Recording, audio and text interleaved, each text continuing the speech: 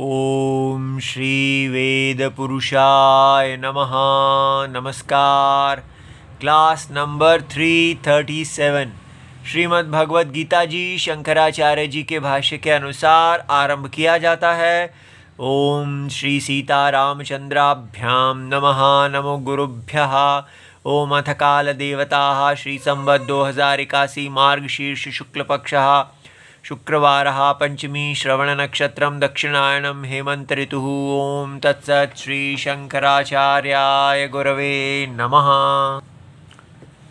अर्जुन उवाच ज्यायसि चेत् कर्मणस्ते मता बुद्धिर्जनार्दन तत्किं कर्मणि घोरे मां नियोजयसि केशव। अध्याय नंबर 3 और श्लोक नंबर 1।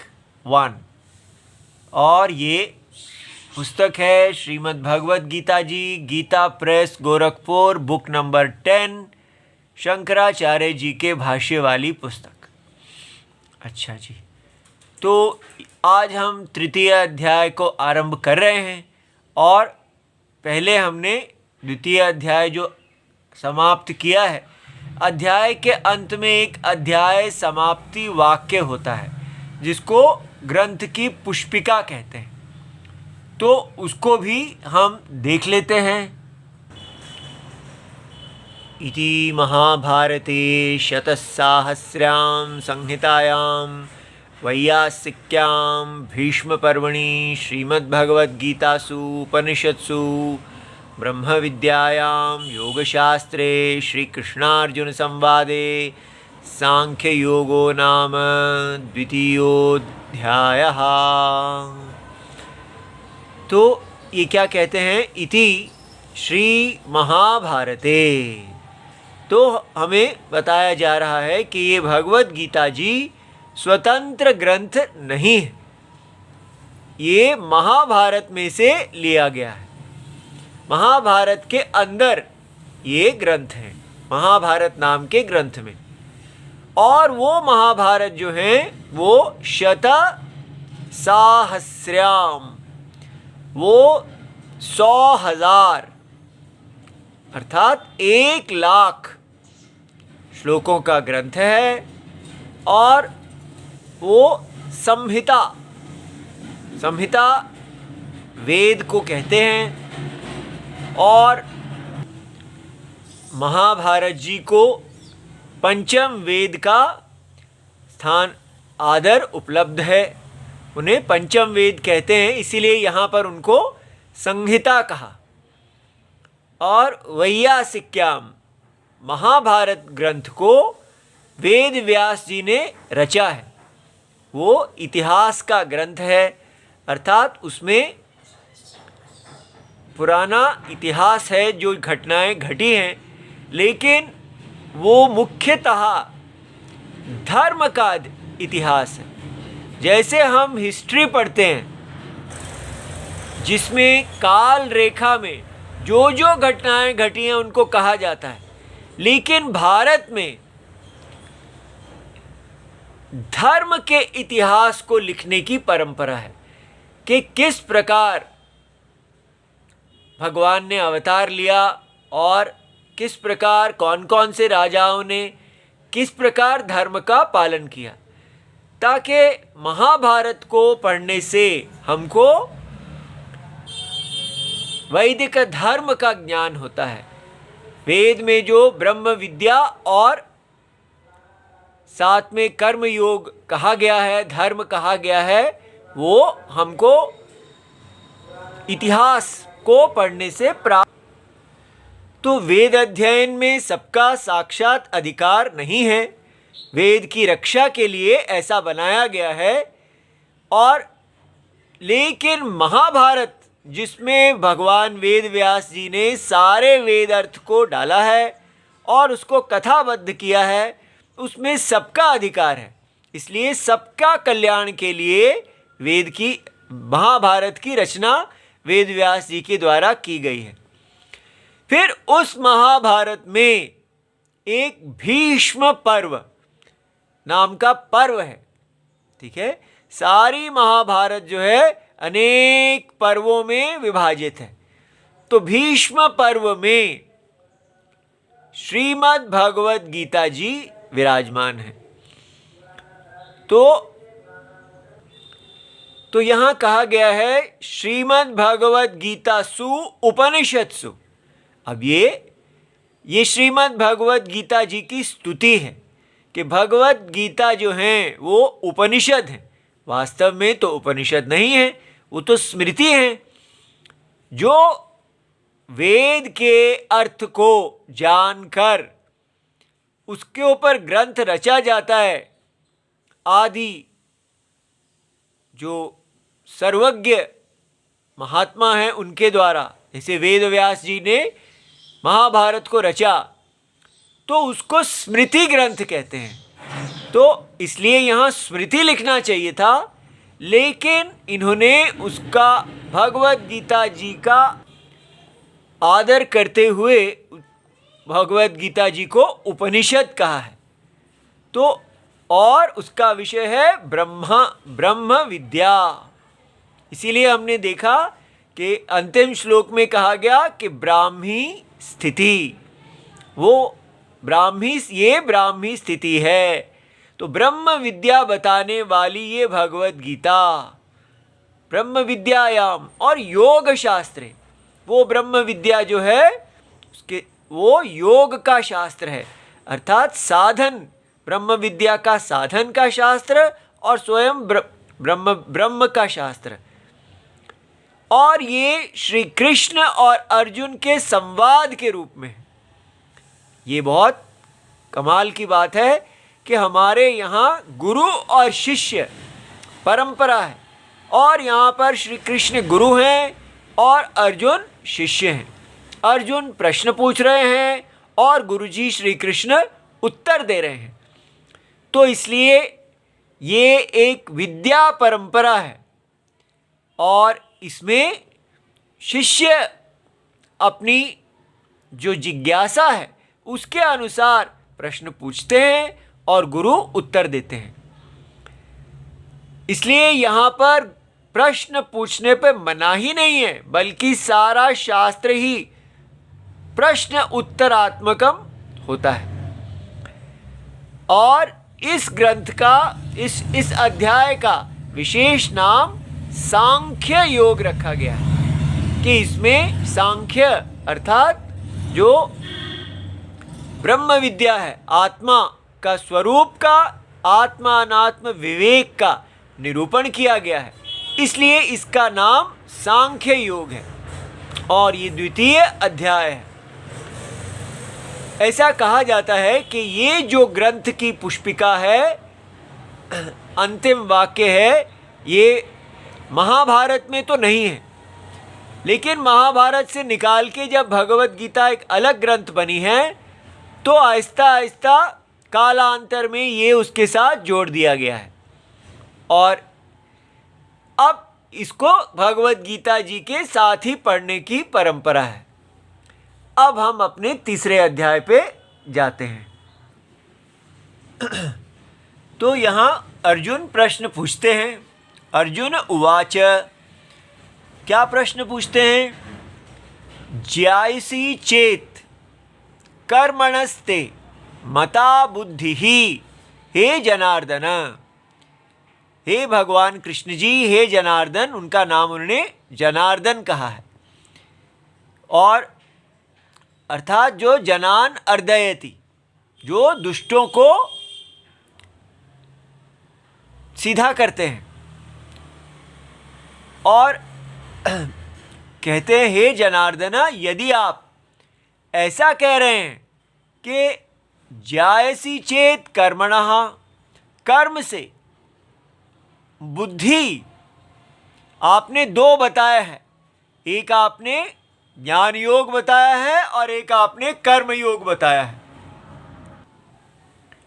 और आप कह रहे हैं स्वयं अपने आप ही कि बुद्धि जो है, जो ज्ञान है, वो श्रेष्ठ है, ज्याय है। अर्थात इन दोनों की तुलना की जाए तो बुद्धि श्रेष्ठ है और कर्म उसकी तुलना में श्रेष्ठ नहीं है।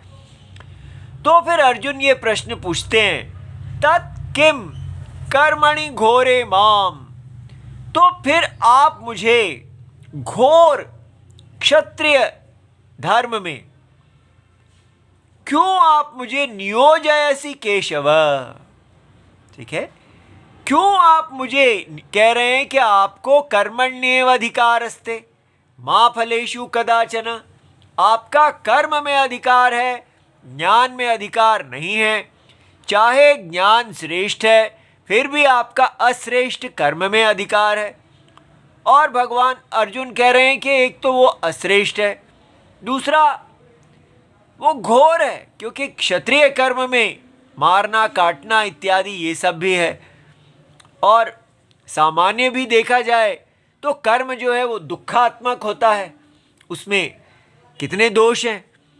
और बैठ के केवल कर्म को छोड़ के शांति से बैठना, ध्यान करना, विचार करना, वो सुखात्मक है। तो दोनों में से अगर दोनों ही साधन हैं तो फिर आप मुझे क्यों कह रहे हैं कि आपको स्वधर्म, याद रहे तत्किम कर्मणि, तो कर्म का मतलब स्वधर्म, स्वधर्मे। भगवत गीता का जब भी यहाँ कर्म का प्रयोग होगा तो उसका अर्थ स्वधर्म होता है।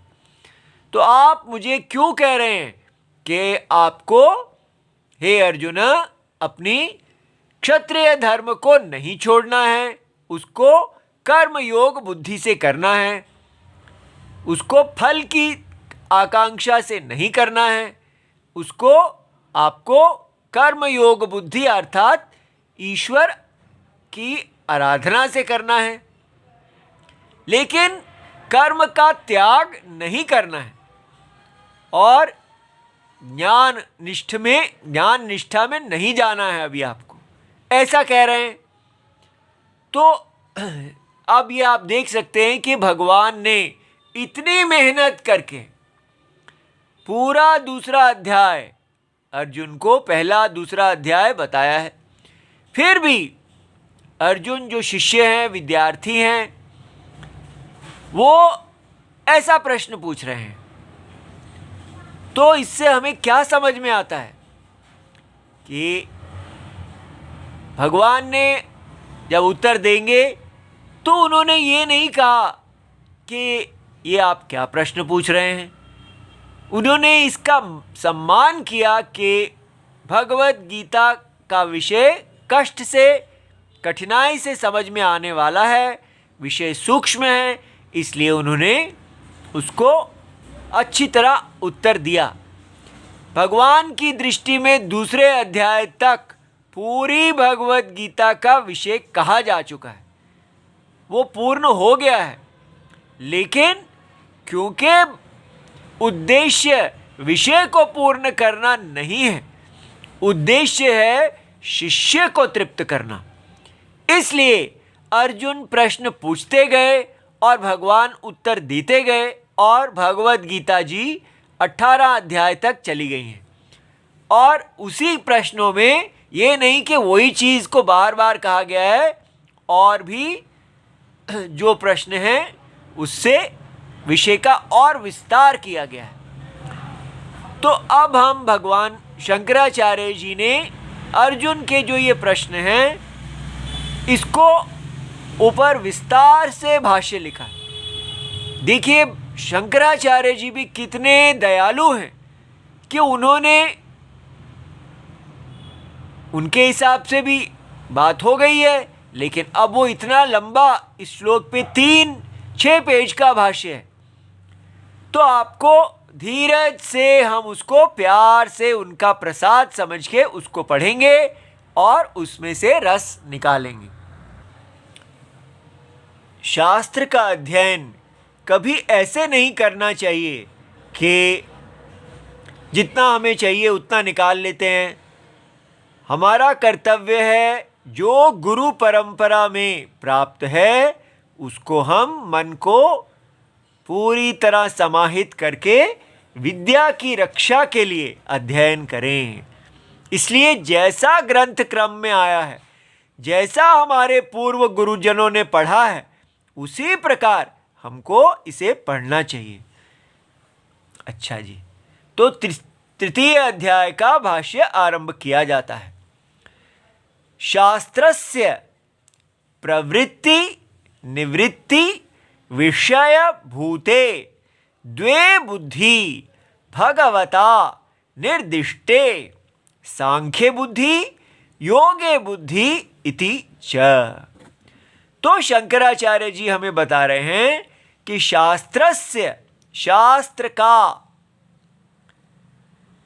प्रवृत्ति और निवृत्ति विषय भूते, तो द्वे बुद्धि भगवतः निर्दिष्टे, भगवान के द्वारा दो बुद्धियों का निर्देश किया गया है। वो दो बुद्धियां कौन कौन सी हैं? प्रवृत्ति और निवृत्ति को विषय करने वाली। ठीक है, और वो कौन सी है? एक का नाम है सांख्य विषये बुद्धि, सांख्य के विषय में बुद्धि, और दूसरी है योगे बुद्धि, अर्थात योग के विषय में बुद्धि इति च। तो हमें ये समझ में आना चाहिए। हम आजकल कहते हैं हम हिंदू हैं, हम सनातनी हैं, तो हम नाम के सनातनी हैं या ज्ञान के सनातनी हैं? तो अधिकतर हम लोग नाम के सनातनी, नाम के हिंदू हैं। ज्ञान के सनातनी होने के लिए हमें ये पता होना चाहिए कि कैसे शास्त्र की दो प्रवृत्तियां हैं। पूरे शास्त्र में, वेद शास्त्र में दो प्रकार के धर्म कहे गए हैं।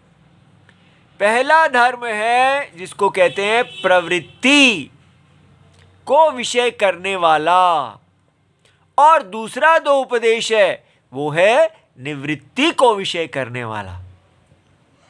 ठीक है, तो प्रवृत्ति क्या है? प्रवृत्ति जो है वो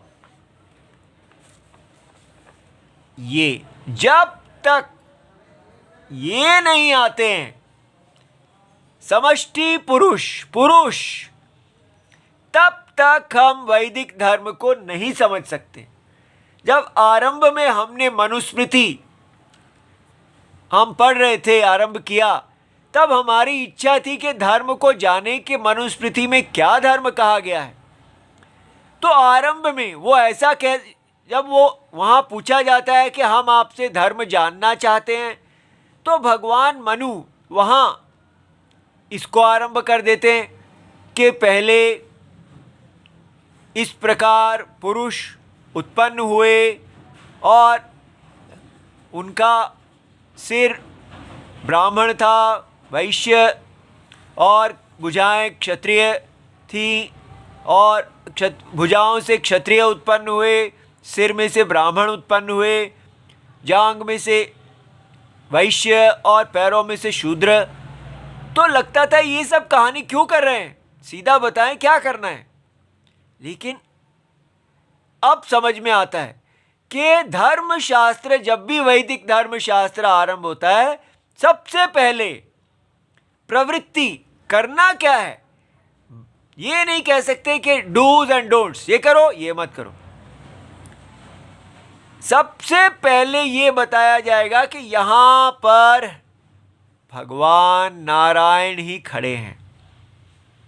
सबसे पहले ये बताया जाएगा कि ये जो आप देख रहे हैं, ये जो इदम सर्वम है, सब कुछ ये भगवान नारायण ही हैं।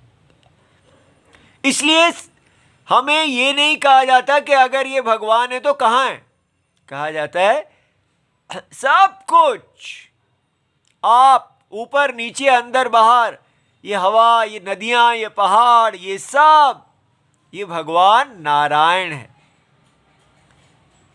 आप भगवान नारायण को ही छू रहे हैं, और छूने वाले और जिसको छुआ है वो सब नारायण ही हैं।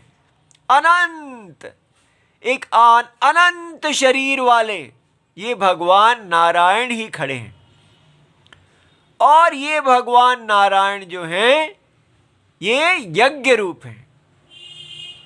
यज्ञ रूप माने इनके अंदर ही देवता हैं और इनके अंदर ही यजमान, यज्ञ को धारण को करने वाले यज्ञ के कर्ता हैं, और वही इनके अंदर ही आहुति देने की सामग्री है। और इसलिए हर व्यक्ति यहाँ पर जो है उसको भगवान नारायण को ही तुष्ट करना है। प्रवृत्ति, तो प्रवृत्ति माने क्रिया को करना। तो सारे जितने यहाँ जीव जंतु हैं, देवता हैं, सबका एक ही काम है, नारायण के शरीर का वर्धन करना। तो धर्म का मतलब होता है भगवान के शरीर के यज्ञ के अनुसार आहुति देना। इसलिए हम सबको नारायण के शरीर के यज्ञ में, नारायण के यज्ञ में नियुक्त किया जाता है। इसलिए सबसे पहली चीज यह है कि एक ऑर्डर किसका क्या क्या काम है वो निश्चित किया जाता है। जब से हमने अंग्रेज, मुसलमान इत्यादि की गुलामी 1000 से की है, उन लोगों ने हमारे इस यज्ञ को तोड़ा है और हमारे दिमाग में ये डाला है कि हम ये जो जन्म से ही ब्राह्मण, क्षत्रिय, वैश्य, शूद्र का एक विभाजन करते हैं और जिसमें ब्राह्मणों को सबसे श्रेष्ठ कहा जाता है, सबसे अधिक पूजा योग्य कहा जाता है, और इस प्रकार ये एक शोषणात्मक कास्ट सिस्टम है। आप देखिए कि अर्जुन ने ये प्रश्न नहीं पूछा। अर्जुन ने भगवान से ये नहीं कहा कि ये आप मुझे क्षत्रिय धर्म कह रहे हैं, पर ऐसा क्यों कह रहे हैं? आप मुझे ब्राह्मण धर्म क्यों नहीं कह रहे? आप मुझे बिजनेस, मैं कोई भी धर्म करूं, क्षत्रिय ही धर्म क्यों करूं? ये क्वेश्चन ही नहीं है। उनका क्वेश्चन है कि मैं क्षत्रिय धर्म को छोड़कर सीधा ब्रह्म ज्ञान क्यों ना करूं? लेकिन आजकल भारत में ये प्रश्न है कि ये वर्ण आश्रम धर्म जो जन्म से ही निश्चित है, ये ही शोषणात्मक है, अधर्म है। वर्ण आश्रम अधर्म है। इसलिए जो भगवत गीता का उपदेश है प्रवृत्ति का, पूरे वेद का उपदेश है प्रवृत्ति और निवृत्ति, सबको पहले सारी प्रजा को भगवान के यज्ञ में अपने अपने पूर्व जन्म के कर्म से नियुक्त किया जाए। वो उसी पे ही कुठारघात है, कुल्हाड़ी मार दी गई है। हमारे दिमाग में डाल दिया गया है कि हम सब जन्म से बराबर हैं। इसलिए जन्म से किसी को एक विशेष कर्म देना, किसी को कहना कि आप सेवा के लिए बने हैं, और किसी को कहना कि आप सबसे ऊंची पूजा प्राप्त करने के लिए हैं, ये अन्याय है।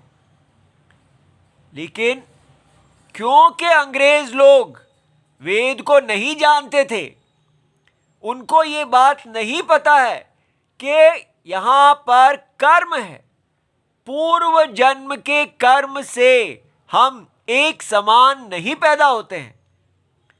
और भगवान के शरीर में हर एक को अपने अपने पूर्व जन्मों के कर्मों के अनुसार जन्म प्राप्ति होती है। इसलिए कर्म के फल का वैचित्र्यम, वैचित्र्यम माने अलग अलग होना।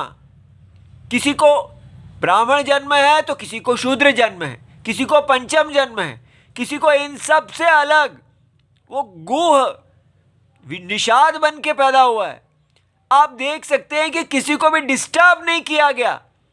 हमारे भारत में अभी भी गिरिवासी इत्यादि जो हैं उनको वर्णाश्रम के अंदर नहीं डाला गया। जो जहां जन्म लेता है वहीं वो अपने स्थान में रहता हुआ यज्ञ में आता है, यज्ञ के साथ जुड़ता है। लेकिन वो ये नहीं होता कि वो गुह राम जी के इतने प्रिय मित्र थे, लेकिन वो क्षत्रिय नहीं बन गए थे, ब्राह्मण नहीं बन गए थे, वो निषाद राज थे, वो गिरी पहाड़ों में रहने वाले थे। लेकिन भारत में आके जो अंग्रेज हैं उन्होंने हमको जातियों में विभाजित कर दिया। हम जाति में विभाजित नहीं हैं, यज्ञ में विभाजित हैं। जो हमारी जाति है वो कास्ट सिस्टम नहीं है, इसलिए हम पहले अपने धर्म को ही नहीं समझ पा रहे। अगला क्वेश्चन कि मैं धर्म करूं या कर्म प्रवृत्ति में जाऊं या निवृत्ति में जाऊं, वो तो बाद में आ रहा है। पहले ये क्वेश्चन ही नहीं आ पा रहा कि हम ये धर्म करें ही क्यों। भारत का पतन इसीलिए हुआ है कि आज कोई भी अपने स्वधर्म को नहीं करना चाह रहा। उसके एक तो ये कारण है कि काम, सब लोग स्वेच्छा से बाजार में अपना कर्म करना चाहते हैं, और दूसरी बात है अज्ञान के वेद अध्ययन, वेद की रक्षा करना जो है क्षत्रिय का, ये सब स्वेच्छा के विरुद्ध है। इसलिए अगर हम चाहते हैं कि हमारी भगवत गीता काम करे तो सबसे पहले हमें प्रवृत्ति लक्षण धर्म जो है उसको समझना है। वो वर्ण आश्रम लक्षण धर्म है। जन्म से ही हम सबका अपना अपना वर्ण होगा और उसी के अनुसार हमको यज्ञ में आहुति देना है, अपना पोजीशन पकड़ना है। अगर हम अब वेद की रक्षा हो ही नहीं रही है, जो भी लोग इसका अध्ययन आदि करते हैं, यूनिवर्सिटीज में भी पढ़ते हैं, वो केवल बिजनेसमैन है। ब्राह्मण के लिए है अकारण, बिना किसी फल की इच्छा किए, ये नित्य कर्म है। क्षत्रिय को भी अच्छा लगे या ना लगे, आपकी रुचि के अनुसार हो या ना हो, आप में योग्यता हो या ना हो, आपको अपना स्वधर्म ही करना है। इसलिए क्या है, सारा भारत नारायण का शरीर हो जाता था। हर व्यक्ति अपना सौभाग्य समझता था कि मैं नारायण की आज्ञा पालन कर रहा हूं। कैसे? स्वयं नारायण ही होके हर व्यक्ति अपने आप को नारायण का ही अवतार देखता था, क्योंकि सब भगवान नारायण ही अज्ञान अवस्था में शरीर धारण करके आए हैं।